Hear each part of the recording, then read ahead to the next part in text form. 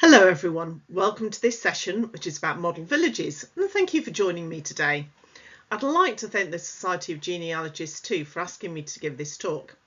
My name is Cathy Soughton and I'm a professional house historian.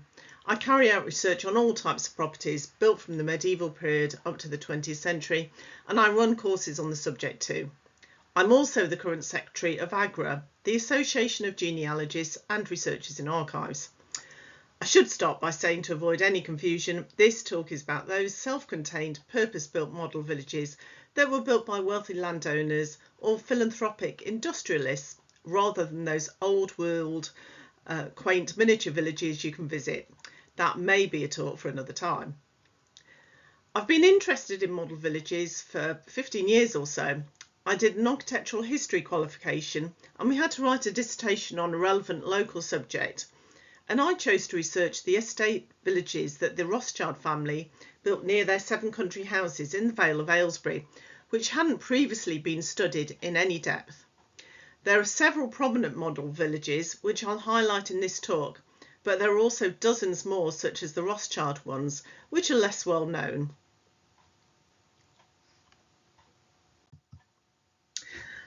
The first model villages were built by wealthy landowners in the 18th century, often at the entrance to their rural estates or on an approach road, in a process that was known as emparking. This involved knocking down the previous village and building a new one, generally out of sight of the landowner's country house though. The new housing was often much better built than the knockdown cottages, although they weren't always very practical in design. They were generally designed to be more aesthetically pleasing and served as a status symbol for the landowner.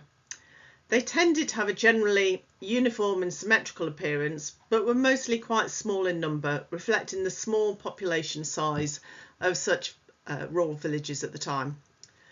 The first model village was New Houghton, built around 1729 at the entrance to Houghton Hall in Norfolk, which was built for Sir Robert Walpole, the first Prime Minister for his tenants on the estate, the old village on the estate having been demolished. Another early model village was Newnham Courtenay, not far from Oxford, which was designed and built in the 1760s by Lord Harcourt of Newnham Park. The old cottages were knocked down as the Lord wanted to build a new church in the grounds and they were in the way. The new village was built around a mile away from the church, so not very handy for his tenants, although their new cottages had gardens and other features which they didn't have before.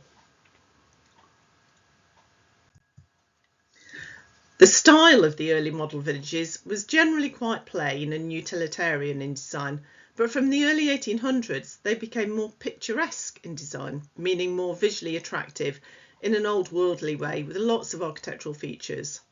The first fully picturesque village was built at Blaise Hamlet near Bristol in 1810 by Quaker John Harford. Numerous others were subsequently built in a similar style. Most of the early model villages only contained a handful of cottages and were built for the landowners' workers and their families, but by the mid-19th century they were expanding in scale, such as Edenshaw on the Chatsworth estate, which was larger and featured various different designs of cottages, some being built in a villa style.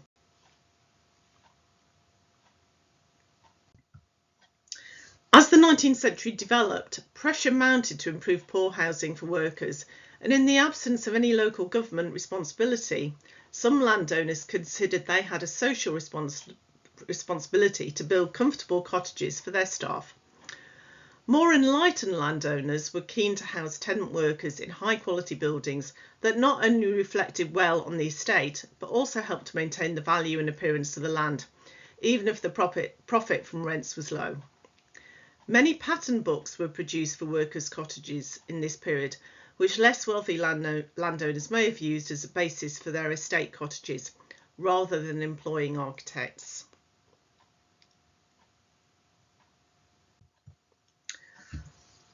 Up to the Victorian period, model villages were primarily built on landowners' rural estates and provided few amenities for the villagers, but the Industrial Revolution led to a need for housing for factory workers, and new industrial model villages were built, a prominent early example being Saltaire in West Yorkshire.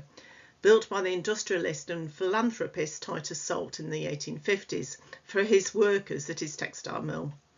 Notably at Saltaire, in addition to the stone houses, other facilities were built, including bathhouses, a hospital, a school, an institute for recreation and education, a concert hall, almshouses and churches, and also a park.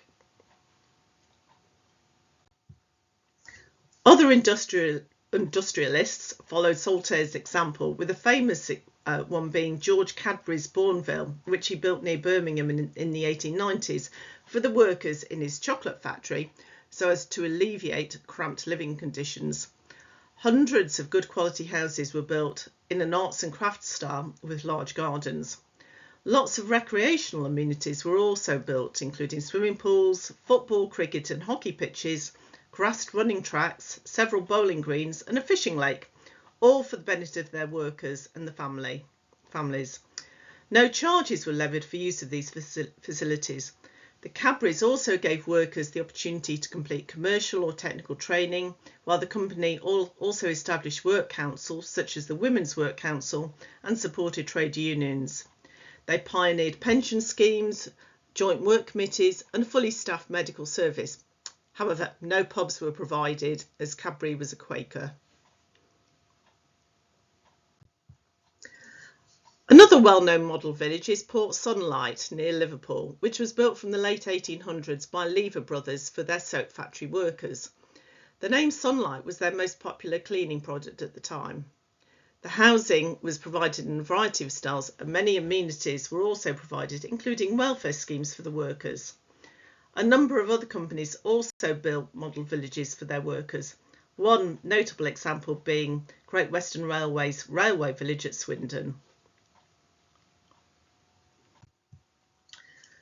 Some of the later Victorian model villages inspired others to create the Garden City movement, a visionary alternative to the urban sprawl of the industrial new towns. Bedford Park in West London is seen as the prototype for this.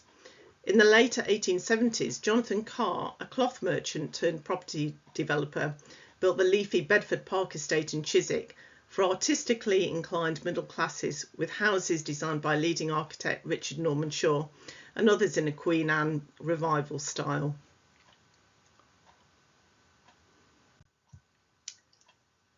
Bedford Park paved the way for several 20th century garden cities and suburbs, including Hampstead Garden Suburb, which was founded in 1907 by social reformer and vicar's wife Henrietta Barnett, who was inspired after witnessing the poverty and poor living conditions in her husband's inner city parish.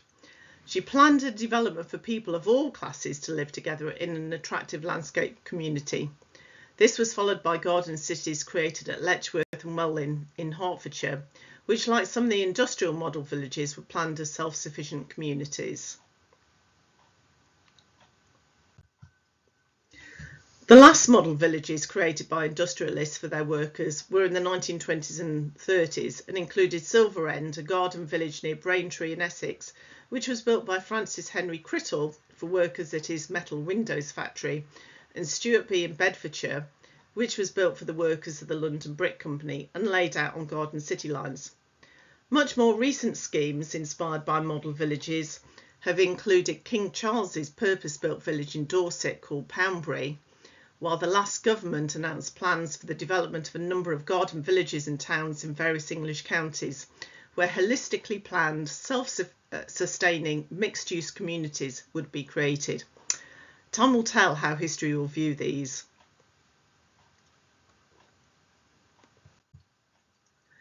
I've only touched on the surface here. There are numerous other examples of model villages, and if you want to find out more, I'd recommend Gillian Dowley's book Villages of Vision, A Study of Strange Utopias. Maybe you know some in your area. If you do, then please let me know.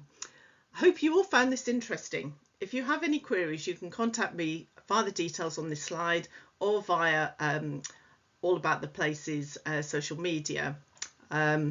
I'm also, if you're interested in finding out more about how to do house history, my next course is starting very soon on the 7th of October at Pharos Tutors, and you can find the relevant details on this slide. Once again, many thanks for listening and enjoy all the rest of the talks. Thank you.